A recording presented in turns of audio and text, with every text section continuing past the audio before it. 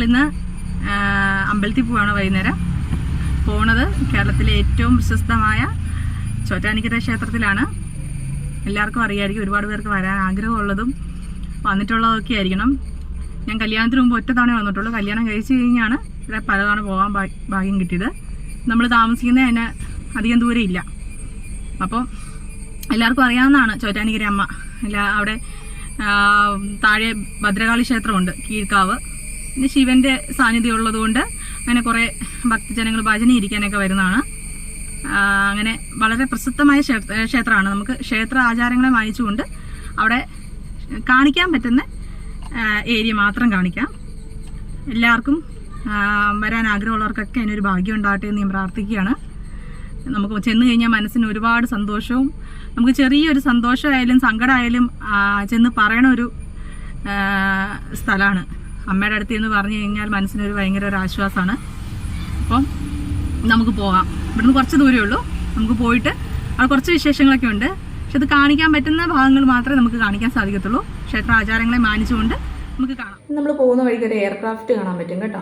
Indian എയർഫോഴ്സിൽ പരിശീലനത്തിനായി നിർമ്മിച്ച കിരൺ എന്ന എയർക്രാഫ്റ്റ് ഡീകമ്മീഷൻ ചെയ്തതാണ്. ഈ കാണുന്നതാണ്. പിറവത്ത് ചിൽഡ്രൻസ് പാർക്കിൻ്റെ അടുത്തായിട്ടാണ് സ്ഥാപിച്ചിരിക്കുന്നത്. ഇത് പിഷാരുകോവിൽ ക്ഷേത്രമാണ്. വളരെ പുരാതനമായ ക്ഷേത്രമാണ്. ഇതിനോട് ചേർന്ന് തന്നെയാണ് പിറവം വലിയ പള്ളി. ഇതാ നമുക്കിപ്പോൾ കാണാൻ പറ്റും. ഇതാ ദൂരത്ത് കാണുന്നതാണ് പിറവം വലിയ പള്ളി. പൈതൽ നേർച്ചയ്ക്ക് വളരെ പ്രസിദ്ധമായ പള്ളിയാണ്.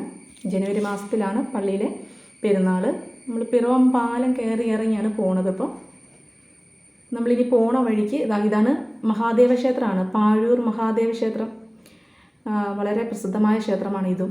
പാഴൂർ മഹാദേവ ക്ഷേത്രം. കുറച്ച് മനോഹരമായ നെൽപ്പാടങ്ങളൊക്കെ ഉണ്ട്. ഇത് കാരൂർക്കാവ് എന്ന് പറഞ്ഞ സ്ഥലത്താണ്. ഇവിടെ വൈകുന്നേരങ്ങളിൽ ആൾക്കാർ സ്പെൻഡ് ചെയ്യാൻ കണ്ടോ, ഈവനിങ് സ്പെൻഡ് ചെയ്യാൻ നല്ലൊരു സ്പോട്ടാണ്. നല്ല ഭംഗിയുള്ള സ്ഥലങ്ങളാണ് ഈ പോണൊക്കെ. ഒരു ഗ്രാമത്തിലൂടെ കടന്നു പോകുന്നതിൻ്റെതായ ഒരു ഭംഗിയാണ് ഇത്. ടൗണിൽ നിന്ന് വന്ന് നമ്മൾ താമസിക്കുമ്പോൾ നമുക്ക് നല്ലൊരു റീഫ്രഷാണ് ഇതിലേ കടന്നു പോകുമ്പോഴത്തേക്കിന്. വലിയ വലിയ തിരക്കുകളും കാര്യങ്ങളും ഒന്നുമുള്ള വഴികളൊന്നുമല്ല.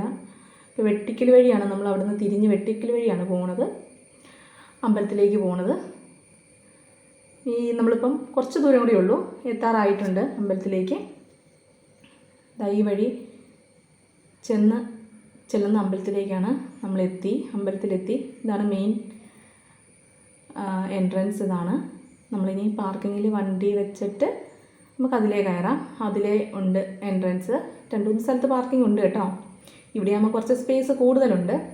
ഈ റൂട്ടൊക്കെ വളരെ തിരക്കുള്ള സമയമുണ്ട്. നമ്മൾ മകം തൊഴാൻ വരുമ്പം ഇതിലെ അങ്ങ് താഴേക്കങ്ങ് ഒരു 2-3 കിലോമീറ്റർ അപ്പുറം വരെ ക്യൂ നിന്ന് ഞാൻ മകം തൊഴാൻ വന്നിട്ടുണ്ട്.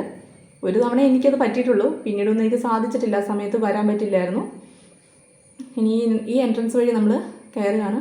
നമ്മൾ വന്ന സമയം നട അടച്ചേക്കുമായിരുന്നു കേട്ടോ. അപ്പോൾ നമ്മൾ പുറത്തൊന്നും തൊഴുതിട്ട് താഴെ പോയി നമുക്ക് കീഴ്ക്കാവിൽ തൊഴുതിട്ട് വരാം. നമ്മൾ ചെന്ന സമയം ഇച്ചിരി നേരത്തെ ആയിരുന്നെങ്കിൽ നമുക്ക് ആ പുറത്തുള്ള ദീപങ്ങളൊക്കെ തെളിയിക്കാൻ പറ്റും കേട്ടോ. വരുന്ന ഭക്തർക്ക് തെളിയിക്കാൻ സാധിക്കും. ദീപങ്ങളൊക്കെ നമുക്ക് തെളിയിക്കാൻ സാധിക്കും കേട്ടോ. ഇവിടെ കുറേ കടകളൊക്കെ ഉണ്ട് കേട്ടോ. നല്ല ഭംഗിയുള്ള സാധനങ്ങൾ. നമുക്ക് അങ്ങോട്ട് കയറാൻ തോന്നും. വീട്ടിൽ നമ്മൾ വേണമെന്ന് ആഗ്രഹിക്കുന്നതായ കൃഷ്ണൻ്റെയൊക്കെ മയിൽപ്പീലിയൊക്കെ ആയിട്ടിങ്ങനെ സംഭവങ്ങളൊക്കെ ഉണ്ടല്ലോ, വണ്ടിയിലൊക്കെ വെക്കണതും അങ്ങനെ വീടുകളിൽ വെക്കാൻ പറ്റുന്ന നല്ല നല്ല ഭംഗിയുള്ള സംഭവങ്ങളുണ്ട്. നമ്മളങ്ങോട്ട് കയറാൻ തോന്നി, പക്ഷെ കയറണില്ല. നേരെ മുന്നിൽ കാണുന്നതാണ് കീഴ്ക്കാവ്. ഇത് അവിടെ ഒരു കുളം, അമ്പലക്കുളം ഉണ്ട്. അങ്ങോട്ടൊന്നും ആർക്കും കിടക്കാൻ സാധിക്കുകയില്ല കേട്ടോ. അമ്പലത്തിൻ്റെ ഈ ഭാഗങ്ങളിലൊക്കെ നമുക്ക് ഫോൺ പിടിക്കാം, പക്ഷെ താഴേക്കൊന്നും പറ്റുകയില്ല. കീഴ്ക്കാവിൽ നിന്ന് കയറി വരുന്നിടത്ത് തന്നെയാണ് നമുക്ക് ഗണപതിയും അയ്യപ്പനും ഹനുമാനും ദുർഗയും അതെല്ലാം നമുക്ക് അവിടെ തന്നെ തൊഴാൻ പറ്റുമേ, കയറി വരുന്നിടത്ത്. പിന്നെ അത് കയറി കഴിഞ്ഞ്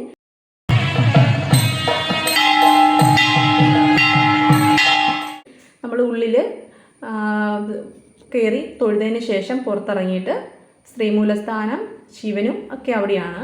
അമ്പലത്തിന് മേലത്തെ അമ്പലത്തിന് സൈഡിലായിട്ടാണ്. വൈകിട്ടത്തെ നട അടക്കുന്നതിന് മുന്നേ ഉള്ള പൂജകളും കാര്യങ്ങളും ഒക്കെ നടന്നുകൊണ്ടിരിക്കുകയാണ്. അമ്പലത്തിൽ ആനയൊക്കെ വന്നിട്ടുണ്ട്. ഇനി നമ്മൾ വേറെ കാര്യം കാണിച്ചു തരാം. ഇതാണ്.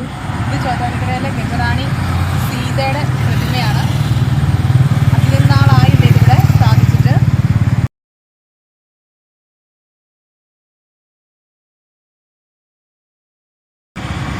അമ്പലത്തിലെ ആനയായിരുന്നു, ചെരിഞ്ഞതാണ്. നമ്മളിനി ഫുഡ് കഴിക്കാൻ വേണ്ടി കയറിയതാണ്. ചോറ്റാനിക്കര വന്നു കഴിഞ്ഞാൽ ഒരു മസാല ദോശ കഴിക്കണ ഒരു പതിവുണ്ട്. അപ്പോൾ അതിന് വേണ്ടി കയറിയതാണ്. ഫുഡ് കഴിച്ചിട്ട് നമ്മൾ നേരെ വീട്ടിലേക്ക് പോവാണ്. സമയം ഒരുപാട് വൈകിട്ടുണ്ട്. ബായ്, അടുത്ത വീഡിയോയിൽ കാണാം കേട്ടോ.